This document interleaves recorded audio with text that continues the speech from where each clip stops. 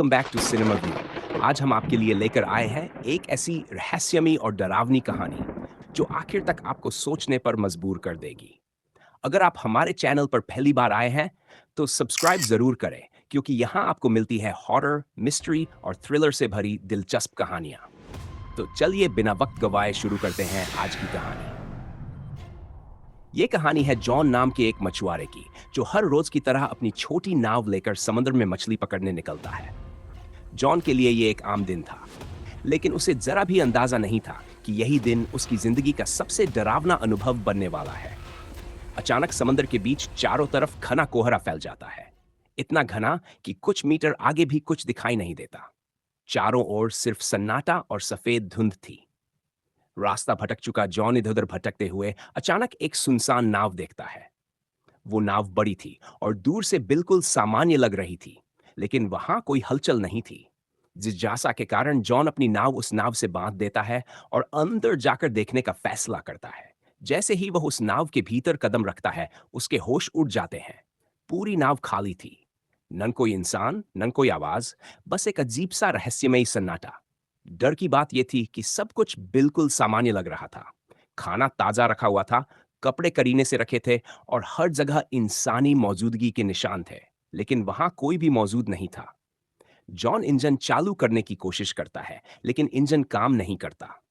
इतने विशाल समुद्र में एक अकेली और खाली नाव देखकर जॉन अंदर से घबरा जाता है। वो दूरबीन से चारों ओर देखने की कोशिश करता है, शायद कोई पास हो, लेकिन घना कोहरा सब कुछ ढक चुका था। निराश होकर जॉन कंट्रोल रूम में जाता है और वहां रखा रेडियो ऑन करता है। वो मदद के लिए संदेश भेजता है कि ये नाव समुद्र में फंसी है। अगर कोई सुन रहा हो तो जवाब दे। लेकिन रेडियो से कोई जवाब नहीं आता। अब जॉन सोचता है कि उसे अपनी छोटी नाव से वापस लौट जाना चाहिए, लेकिन जैसे ही वो बाहर निकलता है, उसके पैरों तले जमीन खिसक जाती है। उसकी नाव वहां थी ही नहीं, जबकि उसने उसे अच्छी तरह बांधा था। इसी के साथ वो देखता है कि चारों ओर फैला कोहरा अचानक गायब हो चुका है और आसमान एकदम साफ है। समय दोपहर का हो चुका था। जॉन को समझ नहीं आता कि ये सब क्या हो रहा है। वापस लौटने का कोई और रास्ता न देखकर वो फिर उसी रहस्यमयी जहाज पर लौट आता है और नक्शे की मदद से रास्ता ढूंढने की कोशिश करता है। लेकिन सबसे बड़ी परेशानी ये थी कि जहाज का इंजन खराब था। अगर उसे बचना था तो किसी भी हाल में इंजन ठीक करना जरूरी था। वो पूरे जहाज में टूल बॉक्स तलाशता है और कड़ी मेहनत के बाद किसी तरह इंजन ठीक कर लेता है। ये उसके लिए एक बड़ी राहत थी। अब जहाज चालू हो चुका था और दिशा भी धीरे धीरे समझ आने लगी थी, लेकिन खतरा अभी टला नहीं था।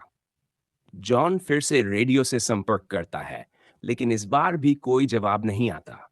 सब कुछ अब भी रहस्य में डूबा हुआ था। तभी जॉन ऊपर आता है और उसे अचानक टॉयलेट जाने की जरूरत महसूस होती है। आसपास कोई नहीं था, तो वो सोचता है कि समंदर में ही कर लेता हूं। जैसे ही वो किनारे जाता है, अचानक किसी ने पीछे से उसे जोर से धक्का दे दिया। वो सीधा पानी में गिर जाता है। हालात बेहद खतरनाक थे। किसी तरह वो रील पकड़कर खुद को डूबने से बचाता है। हवा और पानी का दबाव इतना ज्यादा था कि वापस जहाज तक पहुंचना मुश्किल हो गया, लेकिन उसने हार नहीं मानी।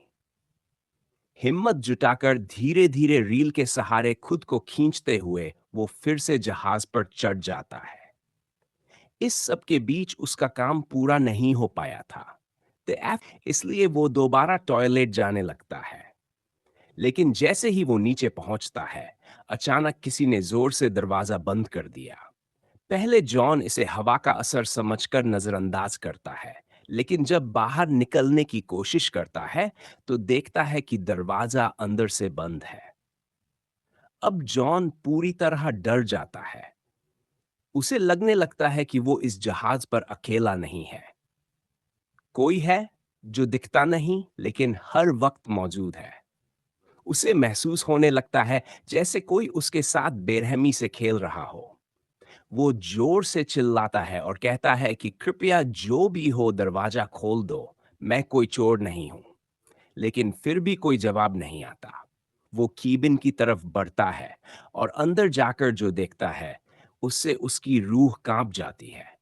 वहां खून के धब्बे थे, डरावना माहौल था, लेकिन वो डर को नजरअंदाज करता है और एक कैंची उठाकर दरवाजा खोलने की कोशिश करता है।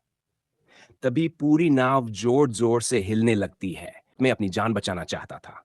अगर उसकी नाव आगे बढ़ती रही, तो सामने से आ रहा वो विशाल कार्गो जहाज उससे टकरा सकता था और सब कुछ खत्म हो सकता था। उसने चारों तरफ नजर दौड़ाई, लेकिन सिग्नल देने के लिए उसके पास कुछ भी नहीं था।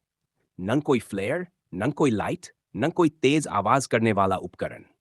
आखिरी उम्मीद के तौर पर उसने अपनी शर्ट उतारी और जोर-जोर से हवा में लहराने लगा ताकि उस कार्गो जहाज का कोई क्रू मेंबर उसे देख सके। वो पूरी ताकत से चिल्लाता रहा, हाथ हिलाता रहा, लेकिन अफसोस, इतने प्रयासों के बाद भी किसी की नजर उस पर नहीं पड़ी। वो विशाल जहाज बिना रुके उसी दिशा में बढ़ता जा रहा था। अब जॉन समझ चुका था कि अगर कुछ सेकंड में उसने कुछ नहीं किया, तो उसकी मौत तय है। तभी उसकी नजर खिड़की के पास लटकी हुई एक मोटी रस्सी पर पड़ी। उसी पल उसके दिमाग में एक खतरनाक लेकिन आखिरी उपाय आया। उसने सोचा कि अगर किसी तरह इस रस्सी से नाव की गति रोकी जाए, तो शायद टक्कर टल सकती है। बिना ज्यादा सोचे, उसने झटपट रस्सी को पकड़ लिया और उसे जोर से बाहर की ओर फेंक दिया, ताकि वो पानी में फंसकर नाव की रफ्तार कम कर सके। लेकिन हालात उसकी सोच से कहीं ज्यादा भयावह हो गए। रस्सी पानी में गिरते ही नाव के नीचे घूमते हुए सीधे इंजन के पंखे में फंस गई।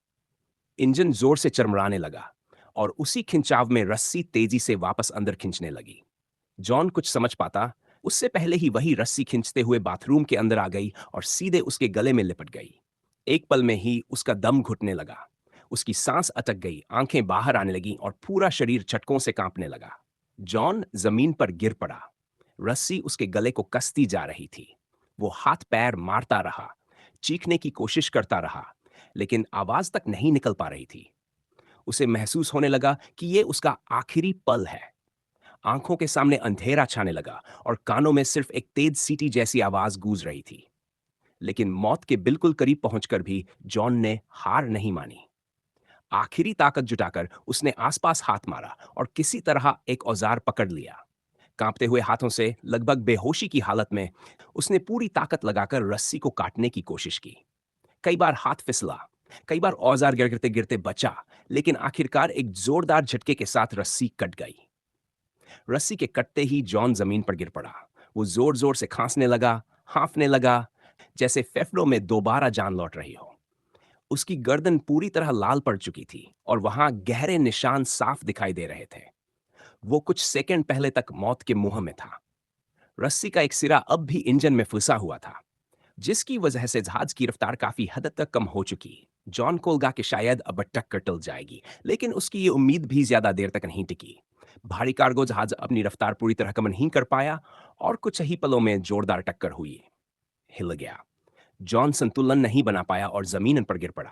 टक्कर इतनी जबरदस्त थी कि उसका सिर जोर सेट कराया और वो वहीं बेहोश हो गया। खारा पानी, तूफान, राफ्ट बनाना, भागने की कोशिश, बार बार उसी नाव पर लौट आना, बंद दरवाजे, वेंट से निकलना, द्वीप पर पहुंचना और अंत में उसी जगह वापस लौट आना, सब कुछ जॉन के साथ वैसा ही होता है जैसा उसने कभी सोचा भी नहीं था। आखिर में जॉन खुद को वहीं पाता है जहां से उसकी यात्रा शुरू हुई थी। वही नाव, वही लोग, वही सब कुछ, जैसे कुछ भी बदला ही ना हो।